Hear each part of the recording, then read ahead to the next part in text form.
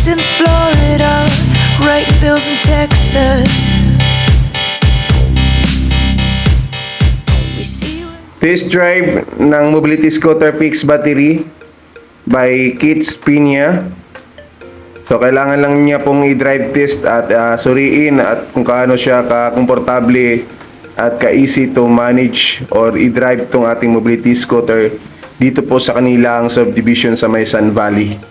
Ang subdivision nila sir is ma-hams. Kaso lang yung hams, maganda yung pagka-hams nila, banayad. Hindi siya totally na may kanto. So iyan yung hams. Nakita nyo naman po kung gaano lang siya kaswabe na tumawid sa hams. Basta wag lang po yung hams na makanto or yung calcio style na hams. Katulad nito sa kanila, banayad. Kaya goods na goods po yan at daling pong makatawid yan. Hindi po yan sasayad. Actually yan, malaki yung hams. So kung ganitong klaseng hams mga lods, okay po yan sa kanya. So wag lang po talaga yung hams na may kanto na parang calcio style. Hindi po talaga siya makatawid mga lods. Tas automatic po yan, sasayad po ang kanyang gitna kasi 9 inches lang po tong ating mobility scooter. So ilang beses yun, nakita nyo naman po kano kalaki pa yung clearance. Yan, tinatry niya talaga yan sa hams ng kanilang kalsada dito.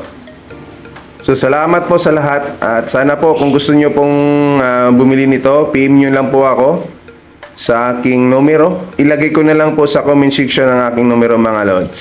Salamat po ng marami kay Mr. Kits Piña and family. So salamat po and salamat po sa inyong pagtiwala sa amin. And pati na po kay Ma'am Kimberly. So salamat po ng marami ma'am sa inyong tiwala ni sir.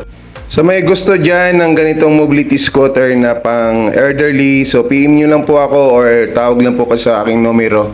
So free delivery po kami within NCR, Cavite, Laguna, Rizal, Bulacan, mga lodis. Thank you so much. God bless everyone. Drive safe always. Bye-bye.